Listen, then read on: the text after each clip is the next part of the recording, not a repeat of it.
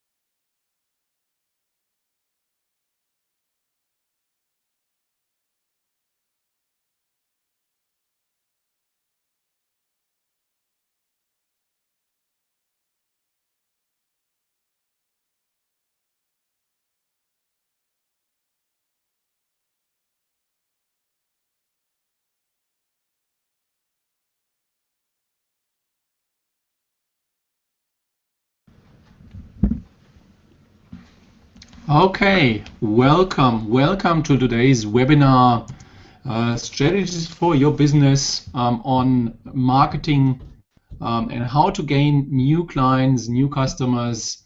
I hope everybody can hear me. Put into the chat box if so, that would be great.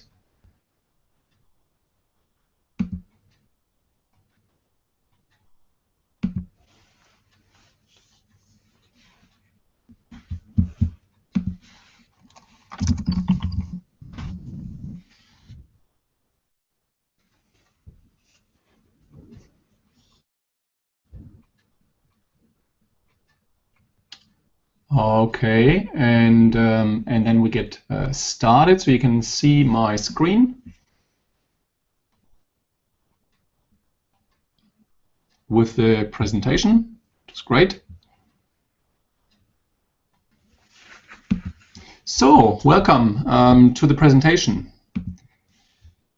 What you'll discover in today's presentation, my four-step formula with the fastest path to attracting the right customers, making more and working less. Sounds great, isn't it?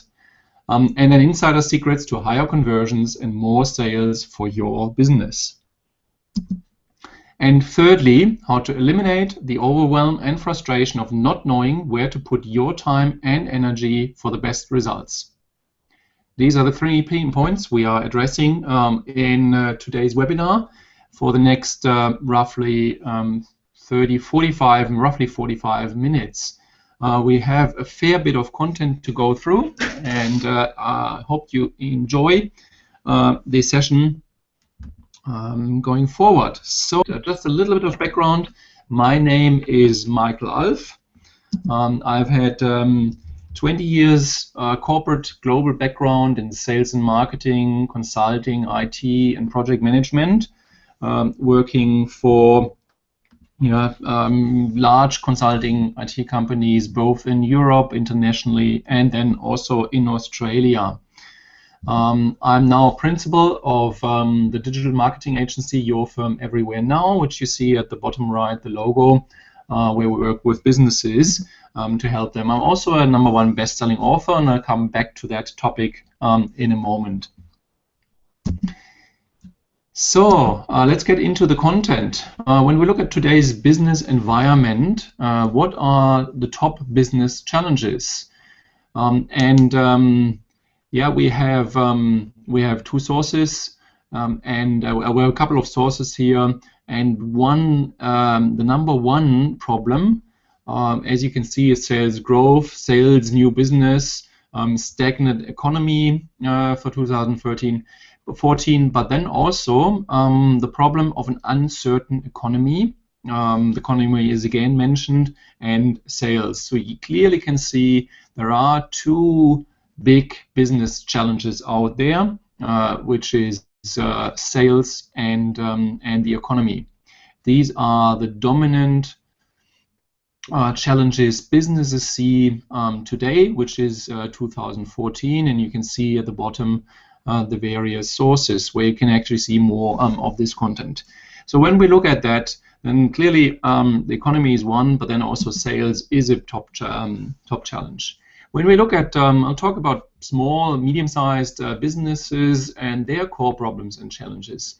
What they say, well, how do I understand who my ideal customer is? How do I craft a unique selling proposition?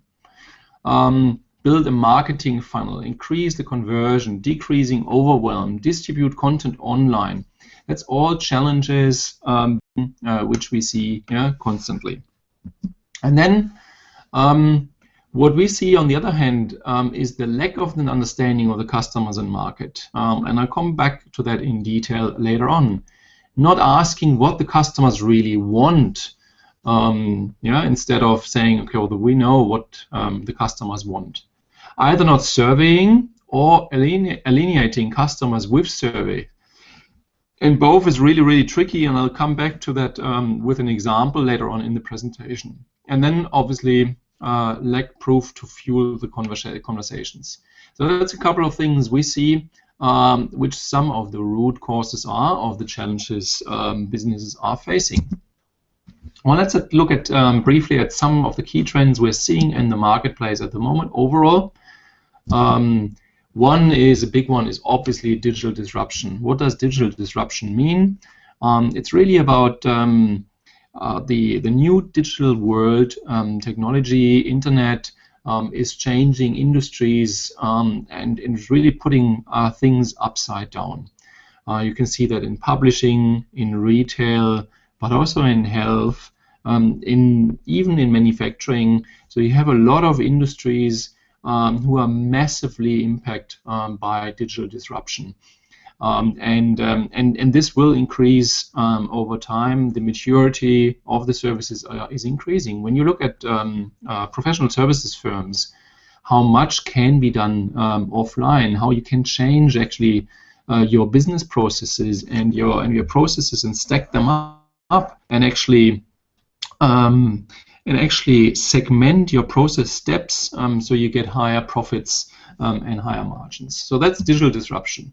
Then a second big trend I want to mention is mobile. Mobile is really exploding now, be it the use of mobile phones, therefore the requirements to have mobile optimized websites is really, really important. Then on the other hand is mobile advertisement. Also this is actually increasing dramatically. So that there's more and more mobile commerce actually at the moment happening. So this is really, really important, especially when you are in, for example, in a retail environment. Customization, so that you actually tailor your products and services to the individual needs.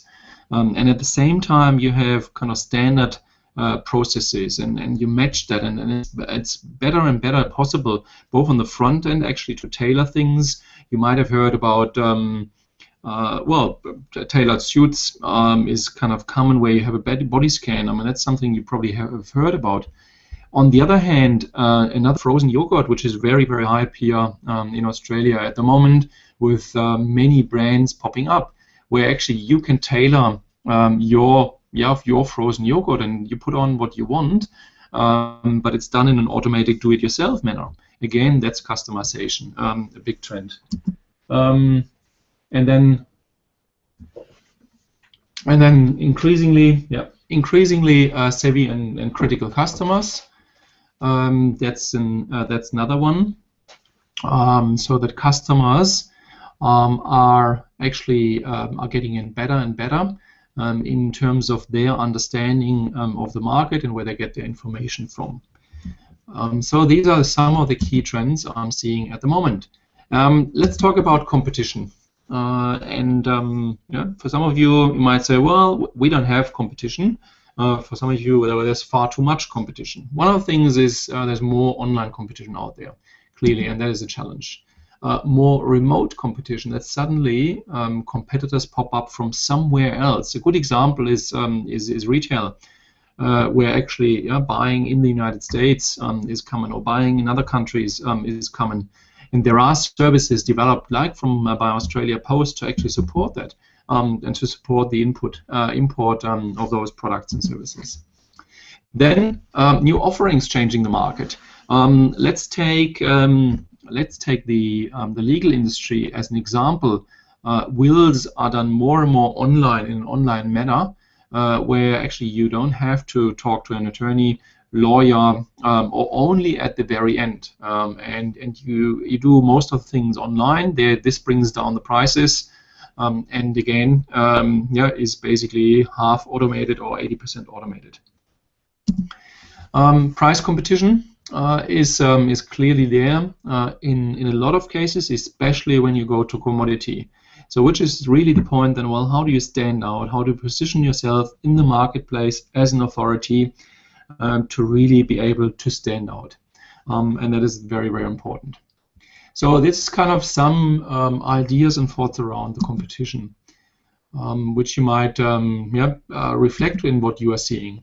So what's the marketing dilemma today? On the one hand side is it required that you grow revenues, and on the other hand, it's required that you actually do more with less.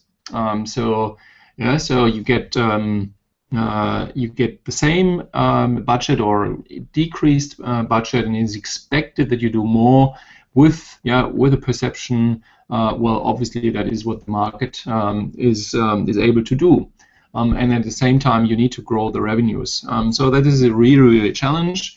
Usually we would say, okay, well, if I have 500,000 more revenue, then I have X thousand more on revenue spent. This is not always the case. Businesses trying to cut cost, and marketing actually is one area. So less marketing channels, technology, and tactics are growing daily, and this is probably a little bit of an overwhelming image, and that's the idea, just to see, kind of give you the idea how much is actually happening. And some of that might be familiar. You see social media and e-commerce out there. Mentioned mobile marketing.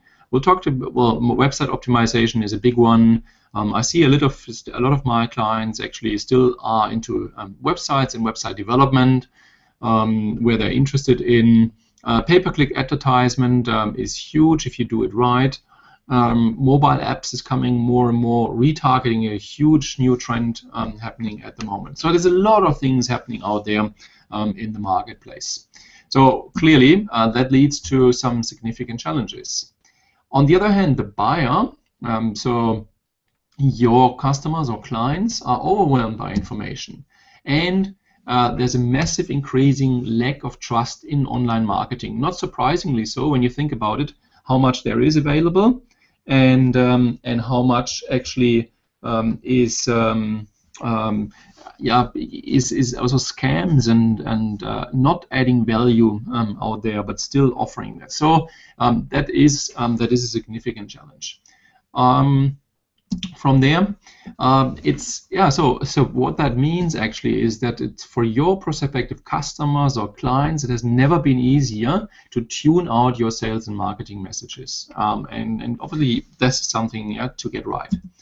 So the other challenge is what you think can seriously hurt your business. And let me give you some examples. That obviously doesn't sound very obvious initially, and I would like to give you some really great examples, so that you get the idea on the big scale, and then obviously you can break that down into the smaller scale. So let's go into that examples of what we call So one is Coke with the slogan, "The taste just got better." You might remember that Coke came up with a complete new taste.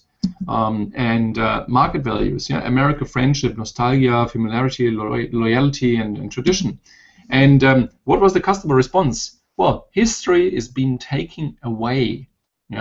So we don't have our original Coke taste anymore. So even a company like Coca-Cola, which is one of the biggest consumer products brands out there, no question whatsoever. So they are doing a lot of things right in terms of marketing. You might like the product or not. What I'm saying is they are extremely successful in the marketplace, and even they produce epic product fails. So when they do that, yes, they might have the money, and for them it's easier to swallow, but they don't like kind of wasting money. When they spend millions, into such things, product development, and get the best heads together, and still that is happening. So with that, I give you another example, and you might have seen here, the Betamax recording system, and the VHS was the competitor, could record up to 2 hours, and the Betamax Sony, which is displayed here, tapes only 1 hour. So doesn't sound like a huge difference, especially when you think what is possible today with all the technology out there. But at that time, well, probably they failed to ask, how will our customers use this product? When they want to record a video, a movie, for example, 1.5 hours, then clearly 1 hour is not sufficient. So, and then people, even though VHS might have been the less quality system, they might go there because that fulfilled one clear need. So understanding the need. So that's a little bit older epic product fail I wanted to give you. Another one, you might have seen those and these nice segues. Actually, I've tried that once and I said, oh yeah, that's kind of fun, but I've never invested in it. Very innovative. So you steer that with the handle on top of that, and you move in a certain direction. It's really cool stuff how to drive that. And but there's little demand for a $5,000 scooter. So it was a very, very expensive product in the beginning. It's almost like a car. Well, it's maybe a small car or a motor scooter or something like that. So, well, what they failed out to ask, who will buy this and at what price? So it was more, we have a great idea and we are very innovative and we'll see who is going to buy that. Instead of actually saying, okay, what is the market telling us? So, and the last product fail I want to give here is a recent one from Microsoft. With Windows 8, it was a new operating system, very, very different to the previous one, so a massive shift for the audience. And probably a failure was to understand that the Windows users typically are conservative. So they underestimated the frustration of having to learn a new operating system. And then obviously the question comes, well, maybe we go then for Apple, because that's actually quite simple and it's easier to learn. So again, and maybe the final verdict on that is still outstanding. But I still wanted to kind of raise that, bring that up to show you some of the examples. And the key message here is actually the following. That happens to major companies. And then the question I have for you, if that happens to major companies, then obviously, would you say that happens to kind of medium-sized companies, smaller businesses, and others? Is that possible that it happens to even to your business or to businesses you know? I would say so. That this is really, really possible. So the question then becomes, how do business and marketing leaders navigate through these complex challenges which I just pointed out? So all these failures and the increase of complexity and so on, all that together. So, well, I love these quotes. Abraham Lincoln, the best way to predict the future is to create it. So with that, well, let's see if we can create the future. What I want to present is the marketing roadmap, and you can see that at the bottom. That's the overall roadmap already. So what if you had a roadmap that told you everything you need to know about who are your best customers and prospects? What are their core problems and goals? What products and services they want and need? How to market to them effectively? Imagine you have all these questions answered, and this is what actually the marketing roadmap is giving you, and it's providing to you. And I walk you step by step through it, so that you can actually start implementing that into your business after this webinar. This is the overall what we call master system, marketing roadmap master system. So what you see here is the 4 steps of the marketing of the customer acquisition cycle. So attract ideal customers, build a quality relationship, convert them into sales, and then turn customers into advocates so that they actually market for you. So these are the 4 steps in terms of a funnel, in terms of a customer acquisition and retention funnel. With that related, you can see the steps of the marketing roadmap. So everything starts with the 5 core problems, your ideal customers and their core problems on the left, yeah, the red marker. To address then the attract ideal customer and build that quality relationship, that's all about the content plan. And the content plan, content marketing plan, that positions you as a thought leader and addresses actually their core problems. Then the next big step is conversion into sales and turning them into advocates. That's the product plan. And then overarching, a consistent strategy and schedule for driving prospects through your marketing funnel is called what we call the marketing plan. So the 4 steps is the roadmap. The marketing plan is one of the plans in the roadmap. I hope that makes sense. So let's go through it. Step 1, the customer roadmap. So there's one is the 5 core problems. Finding out the core problems, finding out the customer personas. So all the things you want to know, you should know, to be able actually to serve your customers in the right way. And then obviously acquire, grow your customers. We'll talk about that in a second. Retain and refer the customers so that they actually refer, because you are adding a lot of value to them. Andrew Davis, an author, says content builds relationships. Relationships are built on trust. Trust drives revenue. Yeah, so this chain between content and revenue. And when you link that content to the core problems, that's where it becomes very, very powerful. Step 2, the content roadmap. And we have here in the circle 4 components, 4 elements. One is the core problems, the solution story. Yeah, so we'll create a story. Then we talk about the media and the channels. So which ones actually to use, and then the content calendar. And the content calendar is really the operational tactical aspect of the content roadmap and the content strategy. So you have those components which all need to work hand in hand, and that's a recurring cycle. I love this quote from Steve Jobs. People think focus means saying yes to the things you've got to focus on, but that's not what it means at all. It means saying no to the 100 other good ideas. There's so many good ideas out there, and saying no to all of them is actually, that is the big challenge, and that is focus. When you say no, then actually you create the focus on the things which are relevant. Okay, let's move to step number 3, the product roadmap. And what you see here is a typical product roadmap, which you can actually mirror and implement into your business, or start doing that. And typically it starts with free and low cost entry products. Then you have so-called introductory products, which is typically at a lower price point still. Then you have one core product, which creates most of the revenue and also most of the profit.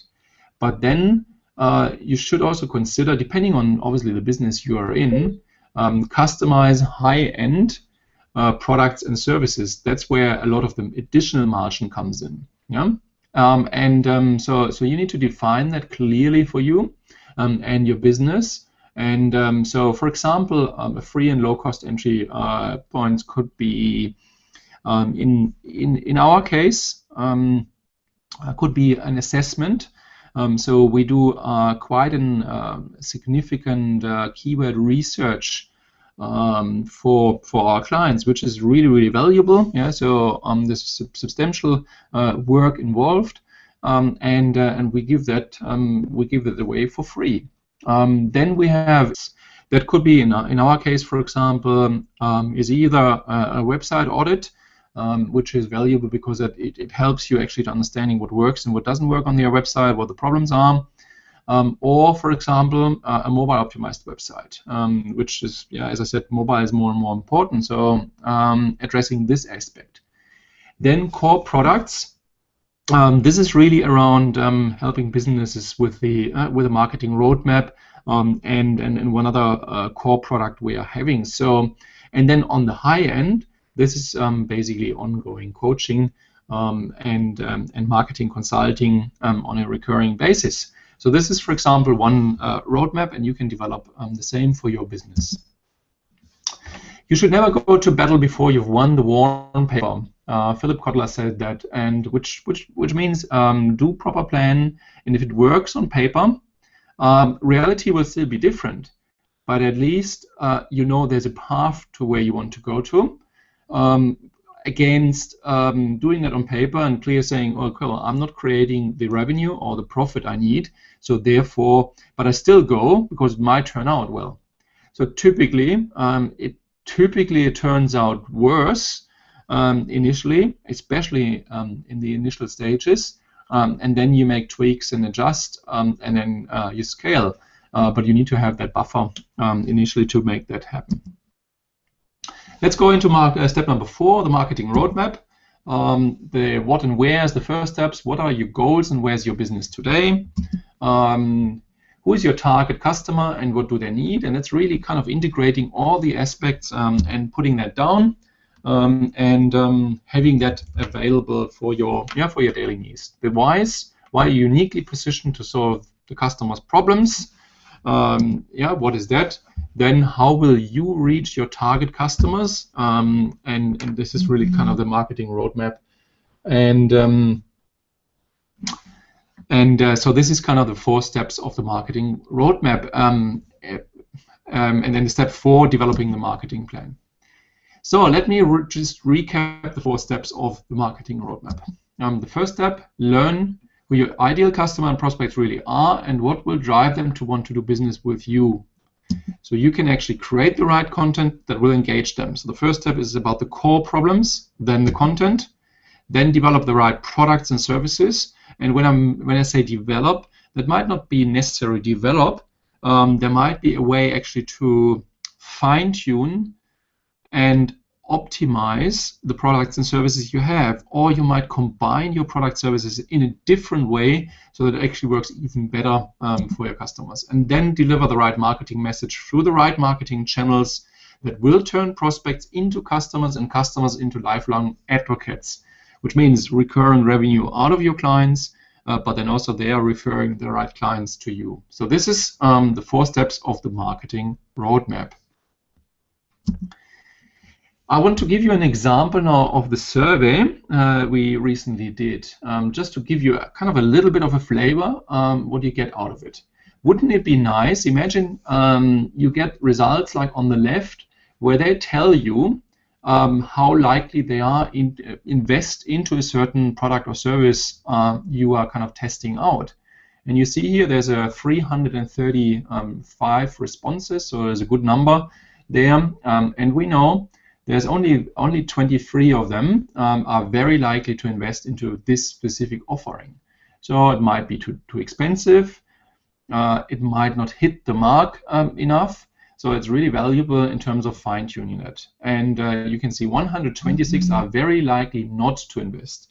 Yeah, so you won't have them basically spend any money. And then on the right, this is the essence, and that's kind of this color coding where you find out the core problems.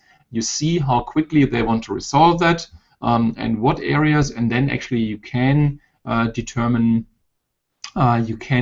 basically what the core problems are, and then you focus on the 5 core problems based on this survey. So this is an example of a survey we recently did, and it's very, very valuable because it gives you so much ideas and content which you then can implement into your content plan, your product and services plan, and then eventually into your marketing plan. Okay, let me just talk now. Now we went through the marketing roadmap briefly about who I work with, and so that you have a better idea around that. So I work with businesses who want to strongly position themselves in the marketplace as an authority and really stand out and create that unique selling point in the market. What is also important, I work with business owners who are willing to implement because there is work involved. So yeah, you actually have to get things going and do implement and then improve. Also, business owners who are open for new ideas because there's so much out there. So I like business owners who are actually saying, oh yeah, tell me more about this, tell me more about that. And which doesn't mean that everything is kind of taken on board, but there's this openness, and we can say, okay, well, we try this, and we try this kind of traditional way as well, but we mix in some new elements. And then what is also important to me, business owners who are easy to work with. That sounds like I don't like working maybe, but actually it's just I'm enjoying being with people who are easy to deal with and who are easy to work with, because it's at the end it is business and it is work, but there's a fun aspect as well, and it's just like it's easier to get to results when everybody has kind of is enjoying that. So that's kind of businesses I work with. I also want to kind of explain who I don't work with, because I think that's equally important. So business owners who are saying, well, that's the way we've always done it. Yeah, so that is that's somebody I don't typically like working with, because it makes it very, very hard to say, okay, well, yes, I understand you've been successful with that, and things are changing. So have you considered doing something else? And then with this response, obviously, that makes it very, very hard. This one is even harder, and that's an interesting one. I've tried that, and it didn't work.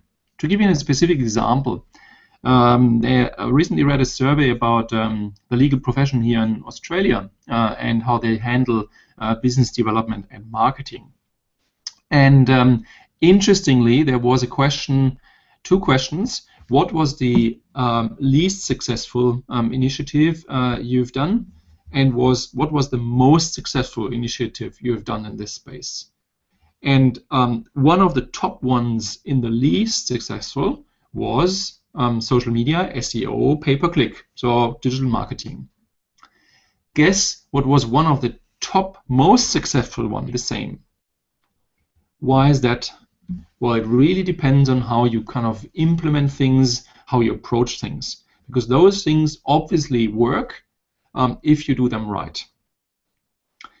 And so when I work with my private clients, I kind of sit together with them, and you and I understand actually where you are and what you've tried and what hasn't worked, so that we can work out actually, well, how to adjust things. Sometimes there's minor adjustments. Sometimes it's as little as changing some text on the website on a button, or sometimes it's just taking a field away, have one field or two fields less at the opt-in. It's sometimes that simple. So this is kind of, and then some people are saying, well, I've tried that and it didn't work. So they are open to new things, and they muddle through and they'll try it and test it out. But at the end, and I think, well, it doesn't work for me. And maybe it's just because there's this little bit extra missing. And then there's another one, business owners who are saying there are cheaper options out there. Well, yes, especially like many other areas, digital marketing in portions is becoming a commodity. And yeah, some of you might be inundated with overwhelmed with all these offerings. I put you on #1 spot and things like that. Yes, that's out there. Putting that into the right framework and actually doing the right things in the right way, that's how we approach it. And when somebody's saying, well, there are cheaper options out there, we say, okay, not a problem at all. Interestingly, in the implementation space, we are very competitive, and we provide the best possible deal to our clients. But it's not the main focus to be kind of the cheapest. Our main focus is actually adding value and helping our clients to be successful in the marketplace. So with that, so hopefully that gives you a little bit of an idea. What are the main services? And I just want to point out 3 things here. One obviously is developing the marketing roadmap with you. That's why I presented that here, so that you have an idea what you can expect. The second one I mentioned at the beginning, I'm a #1 best-selling author, and I'm actually working on one other book and have the next book then already in planning. And I help actually individuals in firms and businesses to become a best-selling author. And the beauty is the model is set up in a way that only requires 5 hours of your time. So, which takes out a lot of the typical obstacles in getting the book done. So that's a big, and that's a very, very strong, obviously, positioning tool which we're having here. And then obviously help you and your business to implement the required steps and take away your overwhelm. Yeah, this is actually really getting into the tactics and the implementation get things moving so that you can actually see results. So these are the services, really the marketing roadmap, the overarching strategy, the position tool, the book, and then actually the tactics. That's what the firm is doing as well, helping business and clients. So thank you very much for your attendance and your time. Here are my contact details. The telephone number is in Australia 03 9013 4304. The email is michael@totalu.com.au, and the URL in the web is yourfirmeverywherenow.com. And so where you can actually sign up to this free assessment, which we can conduct for you, or you just get in touch if you have any questions around the offerings. And so thank you again very much, and I look forward to hearing from you. And I would like to close this webinar with another quote from Peter Drucker, one of the most famous authors and kind of business experts. The aim of marketing is to know the customer so well the product or service fits him and sells itself.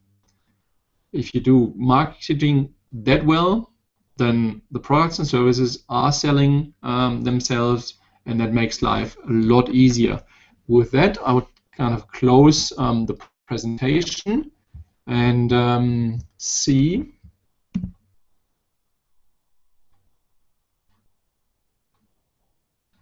if there are any questions out there.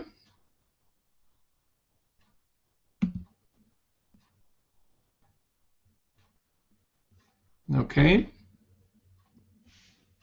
There's one question: how to get started with the marketing roadmap.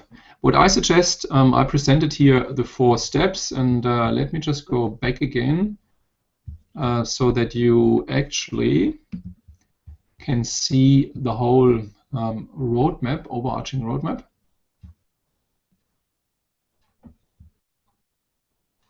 There we go. So when you look at this marketing roadmap, this is probably the key slide for you, and here you can actually start doing that straight away. So think about the core problems, think about your content plan, even if it's only 1-page product plan with a product suite, and then putting that into a marketing plan along those steps. So this is really kind of the master system which you can actually use and start in your business implementing that. And yeah, that's what I do with my clients. So you and I sit basically together, and I present this approach to you, and we see where you are in each of the segments, and then from there we basically develop a way forward. Or you and I sit together and you say, well, basically I'm starting from scratch, I don't have anything in place. In this case, we would actually we would actually do the whole marketing roadmap, so that you have a great starting point, and from there you can actually develop that and evolve that over time. So with that, I think that's for now. Thank you very much for your attention. I wish you a wonderful day, and I look forward to hearing from you, and also about your successes implementing the marketing roadmap into your own business. Thank you, and goodbye.